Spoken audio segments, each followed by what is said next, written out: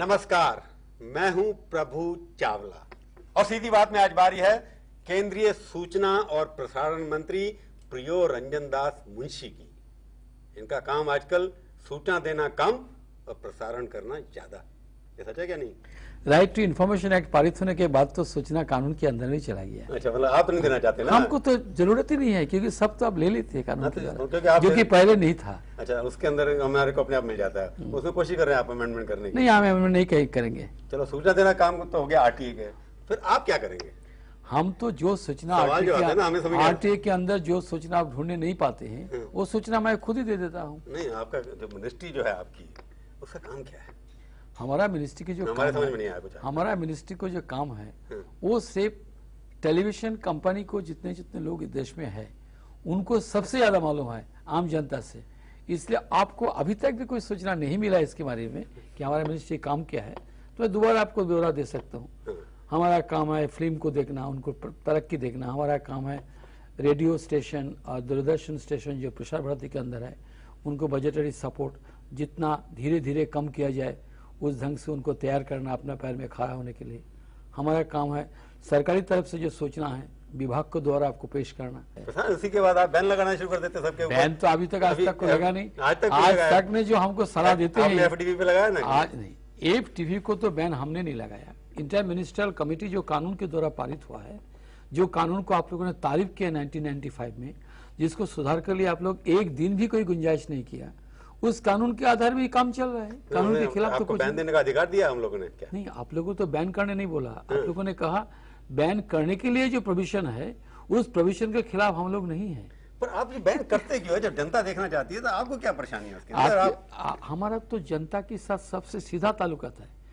आम जनता को शिकायत जब ज्यादा होता है उनके हम नमन करते हैं और उनकी चिंतन के साथ हम काम करते हैं। हम तो सिलेक्टिव एक प्रभु चावला के चिंतन के साथ नहीं रहते हैं, हम तो आम जनता की चिंतन के साथ नजर आती है ना आपकी, क्योंकि इतना ज्यादा प्रोग्रेसिव मिनिस्टर प्रियो रंजन दास मुंशी, इतना प्रोग्रेसिव विचारधारा लीडर 21st सेंचुरी की बात करता है और उसके बाद तालिबान तरह के एक्टिंग करता है। कभी किसी को बैन लगा दो, कभी 200 नोटिस दे दो। देखिए, हर बार यही बात प्रियो रंजन दास मुंशी करते हैं। इस देश को आम जनता भगवान राम को भी पूजा करते हैं और निराकार को भी पूजा करते हैं और ईश्वर को नहीं मानते हैं, इसको लेके भी चलते हैं। इस देश को ये जो संस्कृति है इनको साथ ही हम लोग को चलना है, इसको ऊपर जबरदस्ती कोई नहीं कुछ करना चाहिए। क्या आपको लगता है कि लोगों को पता नहीं उनके लिए अच्छा क्या है और बुरा क्या है? लोगों का ठेका या मैंने ले रखा है या आपने ले रखा है? किसी को ठेका कोई नहीं लेगा, लेकिन देश चलेगा कानून के अनुसार। जब कानून को परिवर्तन की जरूरत होगा उसको परिवर्तन लाएंगे।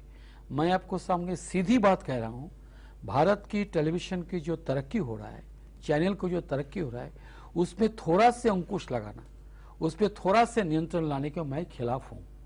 पुराने कानून को मैं सुधार करना चाहता हूँ, लेकिन जो कानून मौजूदा है उस कानून के मुताबिक हम काम करने के लिए कंपेल्ड हूँ, जो कि मैं नहीं बल्कि सिस्टम। आप जब से आए हैं, पहले वाले समझ में आता था सुषमा स्वराज के बारे में कहा जाता है कि वो साड़ी में तालिबान है, और आपके बारे में कह रहे हैं आप तो कुर्ते में तालिबान हैं। देखिए, मैं आप लोग जब ये सब कहते हैं तो मुझे बहुत अच्छा इसलिए लगता है कि पहले बार एक मंत्री को प्राइवेट टीवी चैनल जब कहते हैं सीधी बातों में कि आप तालिबान की तरफ चल रहे हैं, थोड़ा इसलिए खुशी होता है कि कानून को मैं समझ लिया हूँ, कानून को मैं तोड़ने वाला की लाइन में नहीं हूँ। और एक सरकार जब देश चलाता है वो अगर अपना ही कानून को लापरवाही करे और उसको चुपचाप रहे लोगों को कहने के बाद भी, वो गैर जिम्मेदार सरकार है। हम किसी चैनल को खिलाफ नहीं हूँ, हर चैनल को मैं ट्रीट करता हूँ एज ए फ्रेंड, हर चैनल को मैं ट्रीट करता हूँ part of the media family.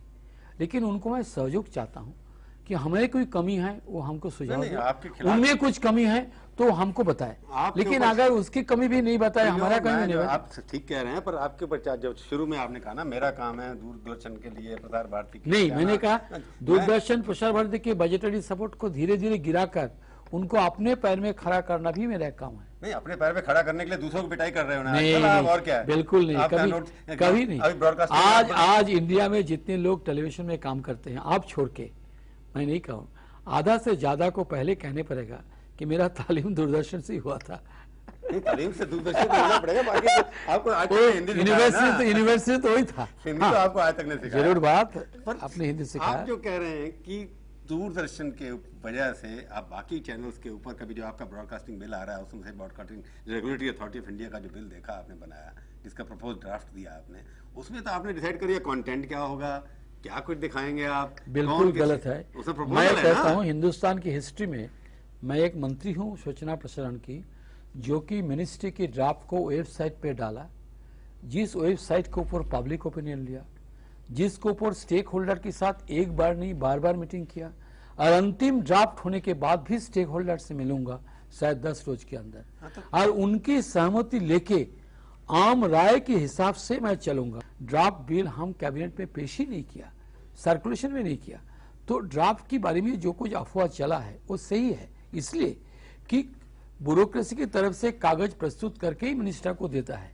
तब मिनिस्टर अपना दिमाग लगाता है, उस कागज के आधार पे आप लोग राय ले लिया, हमारा पॉलिटिकल राय के बिना, तो ये तो मेरा ऊपर जब आप पब्लिक डोमेन में बाबू का कागज बांटेंगे तो मिनिस्टर ने सोचा नहीं कागज तो नहीं बांटा, कागज तो वेबसाइट पे डाला, उस वेबसाइट के ऊपर तो हम पब्लिक ओपिनियन सीख करेंगे ना। आपने अपना उस बाबू के ऊपर पहले अपना ओपिनियन, आप सहमत हैं उससे क्या? नहीं, बिल्कुल नहीं, नहीं है ना सहमत? बिल्कुल नहीं। तो उसमें काफी परिवर्तन होंगे। काफी क्या, मैं तो कल सदन में कह दिया परसों कि मैं ऐसा लेजिस्लेशन ला रहा हूं जो कि वर्ल्ड की डेमोक्रेसी में सबसे ज्यादा मीडिया फ्रेंडली, बिजनेस फ्रेंडली, अंकुश कम, दबाव कम, सेल्फ रेगुलेशन के लाइन में चलने वाला कानून आएगा। आपने तो इतना अभी भी लिखा है जैसे ऑल इंडिया रेडियो आप खबरें देता है ना, हमारा आकाशवाणी से खबरें सुनिए, प्राइवेट चैनल एफएम रेडियो से क्यों नहीं करने देते आप खबरें? देखिए, आपने एक बहुत मूल्यवान बात किया कि news and current affairs FM के अंदर चालू करना चाहिए। मैंने पहले कदम लिया, स्पोर्ट्स कम्युनिटी को शुरुआत करें हम अगली जून महीने से। 1, 2 इसको आपको समझना चाहिए प्रभु जी, क्योंकि आप भी भारत के नागरिक हैं, मैं जितना जिम्मेदार हूँ आप उससे भी जिम्मेदार हैं, क्योंकि हम लोग पॉलिटिक्स पे हैं, आप फ्री सोसाइटी के अंदर अपना चिंतन देते हैं। न्यूज़ एंड करंट अफेयर्स में एफएम चैनल को जो दायरा है वो एक एक सिटी के अंदर है, एक एक छोटा छोटा कस्बा टाउन के अंदर है। हिंदुस्तान में कुछ ऐसी सेंसिटिव जगह है जहां पर एक शब्दों में, एक बातों में, एक गलत खबर में भी एक भयंकर कांड हो सकता है। ये हमारा देश की सिक्योरिटी सिस्टम की विचार आज भी है, काल भी था, परसों भी रहेगा। लेकिन फिर मैं समझता हूं कि उनको ऊपर हमें विश्वास रखना चाहिए, उनको ऊपर हमारा जिम्मेदारी के साथ भरोसा करना चाहिए। धीरे धीरे वो नॉर्म भी हमको लिबरल करना चाहिए, लेकिन इनको स्टेबल पीरियड के लिए 2-1 साल हम देखेंगे, उनकी बात उसको रास्ता भी आएगा। एक दिन ऐसा होगा कि न्यूज के अंदर कंपटीशन चलेगा ऑल इंडिया रेडियो को और एफएम रेडियो को। प्रिय, सवाल ये कि इंटरनेट पहुंच गया गांव-गांव में, आपका ट्रांजिस्टर बैटरी पे चलता है, हर सूचना का सोर्स उनके पास है, ये एफएम रेडियो के ऊपर आप कंट्रोल करके वही बात है कि नहीं, मैं कंट्रोल, आपने जो बात कही सेंसिटिविटी की बात, मैं कंट्रोल की बात नहीं करूंगा। इसलिए मैं आपको छोटा सा उदाहरण देता हूँ। एक फिल्म बना था, अभी करंट आप एफएम रेडियो को न्यूज की परमिशन नहीं देंगे लगता है? अभी तो 2007 के अंदर इसके ऊपर मैंने चिंतन शुरू कर दिया, और मुझे लगता है कि 2007 के अंत में, ये 2008 की शुरुआत में मैं कुछ क्रांतिकारी कदम उठाने जा रहा हूँ। खिड़की खुलना चाहिए तो धीरे धीरे, अचानक पूरा खिड़की खुल दे और पूरा रोशनी आ जाए तो आपको ब्लाइंडनेस बढ़ेगा। विदेश के न्यूज चैनल आते हैं ना रेडियो के ऊपर, उनको तो नहीं रोक पाते आप? नहीं, आप मेरा बात ही नहीं समझे। मैंने उदाहरण दिया था, टेंगो चार्ली बल के एक फिल्म बना था, बहुत बढ़िया film, I saw it 5 times, मैंने 5 बार देखा, बहुत मुझे अच्छा लगा। लेकिन उसमें एक लफ्ज, एक वर्ड, एक कम्युनिटी के बारे में इस ढंग से बोला कि नॉर्थ ईस्टर्न स्टेट में उसको स्क्रीनिंग करना ही प्रॉब्लम हो गया। तो ये जो सेंसिटिव चीजें है, इसको साथ आप जितने, मैं आपको तारीफ करने के लिए नहीं कह रहा हूँ, जिस जिम्मेदारी से हमारा टीवी चैनल काम करते हैं, उतना ही जिम्मेदारी एफएम रेडियो को भी अपनाना चाहिए, और उसको लिए उसको भी एक स्टेबल क्वेश्चन टाइम देना चाहिए। अगर एक सेंटेंस आपसे पूछूं मैं, उसका यस और नो, अभी आपको लगता है टाइम नहीं है एफएम रेडियो को न्यूज और करंट अफेयर्स अलाउ करना? अभी टाइम नहीं है आपके हिसाब से? मेरा ख्याल में एफएम रेडियो को क्रांति शुरू हुआ असल माने में 1 से 2 साल से। हाँ। उनको क्वेश्चन पीरियड आउट 1.5-2 साल देना चाहिए। लेकिन मैं पहले भी कहा हूं, आज भी कह रहा हूं, 2007 के अंत या 2008 की शुरुआत में कुछ क्रांतिकारी कदम उसमें आ रहा है। उसमें आ रहा है, तब तक जरूर। आप ये थोड़ा पोर्टफोलियो रखेंगे ना आप अपने थोड़ा पास, थोड़ा तब नहीं, तक पोर्टफोलियो मैं ही रहूं नहीं रहूं, कोई तो रहेगा ना। क्रांतिकारी तो आप है ना। खैर कब आएगा, मैं आपसे पूछूंगा विचार दोबारा। तो सरकार की क्रांति से होता है, हम कौन आता है। नहीं, कई बार व्यक्ति भी इंपॉर्टेंट हो जाता है, पर आप नहीं, कितना होता है। कर पाएंगे क्या, और भी पूछूंगा आपसे एक छोटे से जरूर, ब्रेक के जरूर। बाद। सीधी बात में आपका एक बार फिर से स्वागत है। आज हम बातचीत कर रहे हैं केंद्रीय सूचना और प्रसारण मंत्री प्रियो रंजन दास मुंशी से। आपके जो पहले मिनिस्टर थे जयपाल रेड्डी, मेरे प्रिय दोस्त, उन्होंने एक इंटरव्यू में मेरे को कहा था कि इस मिनिस्ट्री को बंद कर देना चाहिए। मुझे ऐसा लगता कोई है काम कि नहीं है। मुझे लगता आप है सहमत हैं उनसे कि नहीं? मुझे लगता है जयपाल जी ने करीब करीब सही कहा। जिस ढंग से सूचना और प्रसारण के मसले में दुनिया में एक नए क्रांति आ रहा है और जो निजी कंपनी, निजी उद्योग इसके मसले में आ रहा है, नियंत्रणहीन, इसमें एक टेक्निकल अरेंजमेंट्स के लिए थोड़ा एक डिपार्टमेंट के अंदर कुछ काम हो सकता है, होम लेकिन मिनिस्ट्री में होना चाहिए, इतना कंट्रोल बड़ा रखने के लिए। मंत्रालय की रखने की जरूरत मुझे लगता है 12वीं प्लान में या 14वीं प्लान में, 15वीं प्लान में तक ये की जरूरत नहीं रहेगी। नहीं रहेगा ना। मैंने आप सहमत है ना कि मैंने एक दिन कहा था कि इस मिनिस्ट्री की आवश्यकता मॉडर्न डेमोक्रेसी में, मॉडर्न वर्ल्ड में नहीं है, टेक्निकी विषय छोड़ के बाकी को लिए उतना जरूरत रेगुलेटरी काम होना चाहिए, बाकी थोड़ा बहुत। वो बाहर से होना नहीं। चाहिए। मुझे लगता है कि जयपाल जी ने कुछ गलत नहीं कहा। तो आप सहमत हैं मिनिस्ट्री बिल्कुल, धीरे धीरे खत्म कर देनी बिल्कुल, चाहिए? बिल्कुल खत्म कर देनी धीरे धीरे इसको हम क्या कहेंगे, ऐसे तो अपना ही मंत्रालय के मंत्रियों को तो नहीं कहूंगा खत्म करो, ये गलत वर्ड है, मैं कहूंगा इसको नेसेसिटी धीरे धीरे गिरता जाएगा। क्योंकि आप वैसे ग्लैमर में, आप तो फिल्म स्टार्स में कभी दिखाई नहीं देते। हम आप लोग हर पॉलिटिक्स के मिनिस्टर आम जो लोग, है, आप पब्लिक की काम की लोग है। फिल्म स्टार्स को आप मिलते हम नहीं तो है। ना फिल्म में ज्वाइन किया ना फिल्म में एक्टिंग किया, हमारा क्या डिपार्टमेंट है उसको मदद करता है, दैट्स ऑल। क्योंकि आपको फिल्म स्टार से काफी नफरत है ना, मिलते नहीं आप नहीं उनसे। नहीं, नफरत नहीं, बिल्कुल नहीं, बिल्कुल नहीं। आप मिलते नहीं, आप टाइम देते वो लोग हैं। देश को लिए बहुत काम करते हैं, जो हमको मिलने चाहते हैं उसको हम जरूर मिलते हैं, कौन नहीं कहा। पर आप, क्योंकि आपने कहा ना शिल्पा शेट्टी बहुत दिखाया, 48 घंटे दिखाया, 100 बार दिखाया, वो आप गिनते रहे। वो तो आपने सूचना उनकी था 16 सेकंड की, लेकिन प्रसारण आपने किया सारे दिन की 20 घंटा। लोग दिखना तो चाहते हैं मैंने ना। तो आपको कह रहा हूँ कि आप जब आपके पास कोई खबरें नहीं होते, जब आपको होमवर्क और डेस्क वर्क के काम कुछ नहीं होता, जब आपको सारी देश की दुनिया की खबर में कमी हो जाते, तभी आप लोग 16 सेकंड को 24 घंटे एक्सपर्ट करके आपको कमर्शियल गेन करते कितना हैं। commercial? ये मैं कमर्शियल गेन ही किया आपने, ठीक है कर लिया, तो एक बार मिला। मैंने कहा ना चाइना टाउन में गाना था, एक बार देखो, 1000 बार देखो, बार बार देखो। तो आपने भी उसी गाना को याद करते हुए वो 16 सेकंड की कहानी जिसको था, या 29 सेकंड मैंने मॉनिटरिंग में आया था 29, उसको आपने जिस ढंग से रिपीट करते करते किया है, उसमें आपको क्या अच्छा हुआ बुरा हुआ मेरा नहीं, लेकिन मुझे लगता है कि इससे भी ज्यादा खबर देश में था उस समय। क्या था खबर? देखिए आप तो हर चीज में ब्रेकिंग न्यूज करते नहीं, breaking हैं, news- इस देश में एक आदत आ गया है। मैंने सुना था, मैंने डिक्शनरी में पढ़ा है, ब्रेकिंग न्यूज की पॉइंट वही होता है जिसको एक्सक्लूसिविटी है, लेकिन मैं देखता हूँ इस देश में 40 चैनल एक ही साथ ब्रेकिंग न्यूज करता है। नहीं, exclusive अलग होता है, breaking news होता है। अभी जो खबर आई है, अभी भी खबर जो आई है। ब्रेकिंग न्यूज जिसको 6:10 पे आया, वो 9:10 में चैनल के, तो उसको भी ब्रेकिंग कहते हैं। तो इसको मैं झगड़ा में नहीं जाऊंगा, रेफरी है नहीं मैदान में, हम क्या करें।